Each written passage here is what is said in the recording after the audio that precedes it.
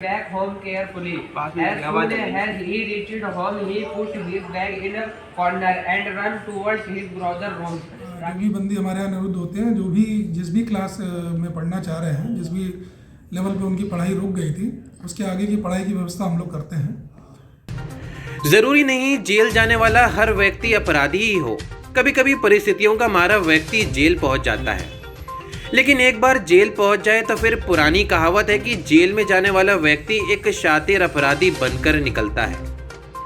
Jail में साथी अपराधियों से नए नए अपराधों की शिक्षा मिलती है, लेकिन रामपुर जेल का नज़ारा कुछ अलग है। यहाँ के जेल अधीक्षक प्रशांत मौर्य ने जेल के बंदियों को अपराध की शिक्षा से दूर पढ़ाई लिखाई की सुविधा उपलब्ध कराई है, जिसमें सैकड़ों लोग शिक्षा ग्रहण कर रहे हैं। इतना ही नहीं, उनको सामाजिक मूल्य की दिशा भी दी जा रही है। जेल में कक्षा 1 से 5 तक और फिर 5 से 8 तक की शिक्षा बीएसए के अंतर्गत दी जाती है, और जहां तक भी बंदी पढ़ चुके हैं उनके आगे उनको पढ़ाने की सुविधा होती है। इतना ही नहीं, जेल में 10वीं और 12वीं की भी शिक्षा व परीक्षा की व्यवस्था कराई जा रही है। कि रामपुर कारागार में जो बंदी पढ़ना चाहते हैं, उसको शासन के निर्देशानुसार वो सारी व्यवस्थाएं करके दी जाती हैं जो पढ़ाई के लिए आवश्यक होती हैं। सबसे पहले हम ये बताएंगे कि यहाँ पर बीएसए के यहाँ से 2 शिक्षक नियुक्त हैं, एक महिला और एक पुरुष हैं, जिनके माध्यम से शिक्षण कार्य संपन्न कराया जाता है।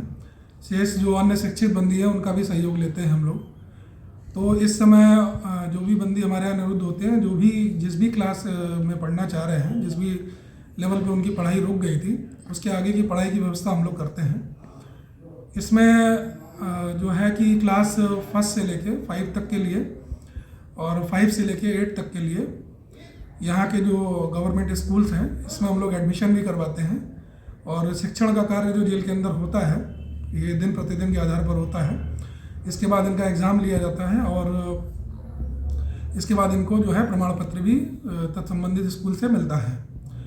इसके अतिरिक्त जो है 10th और 12th के लिए भी जो है यूपी बोर्ड के माध्यम से भी हमारे यहाँ से एनरोलमेंट कराया जाता है। जो लोग पुरुष या महिला बंदी पढ़ना चाहते हैं तो उसके लिए हम लोग इनका फॉर्म भरवाते हैं, और शिक्षण सामग्री जो भी होती है वो भी इनको उपलब्ध कराई जाती है जेल प्रशासन की तरफ से। और जब इनका एनरोलमेंट हो जाता है तो अगर परीक्षा होने तक जो भी बंदी कारागार में रिहा नहीं हुए होते हैं, परीक्षा देने के इच्छुक होते हैं, तो इन्हें यहाँ से हम लोग शिफ्ट करते हैं। बरेली सेंट्रल जेल में सेंटर बनता है, और जितनी रेंज की जेलें हैं सभी का सेंटर बरेली सेंट्रल जेल में होता है। तो वहाँ पर इन बंदियों को अस्थायी तौर पर शिफ्ट किया जाता है। परीक्षा ये वहीं पर अपनी कंप्लीट करते हैं। और बताने में मैं ये भी कहूँगा कि जितने भी हमारे यहाँ से एनरोलमेंट होते हैं, उसमें अभी तक मेरे कार्यकाल में जितने भी हाई स्कूल इंटर में जितने एनरोलमेंट हुए, वो सारे ने अच्छे तरीके से अच्छे मार्क्स के साथ में परीक्षाएँ सब उत्तीर्ण करी हैं। और पठन पाठन को लेकर मैं ये कहूँगा कि यहाँ पर जो भी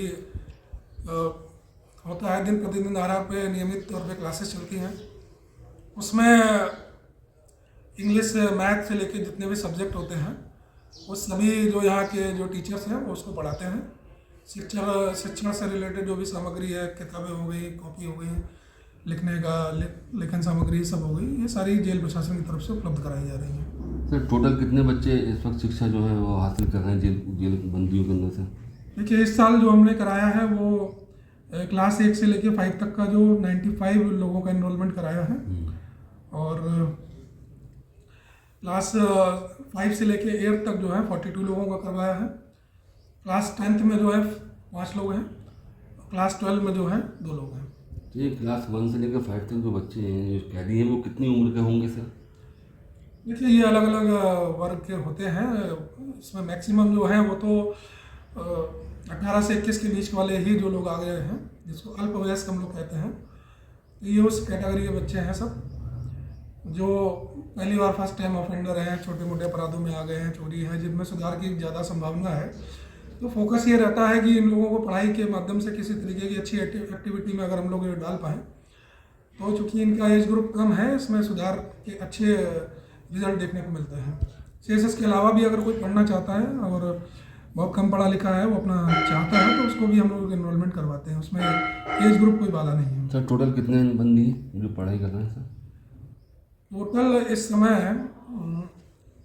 लगभग 150 के आसपास है। और महिला कितनी है सर इसमें? इसमें से महिलाएं 17।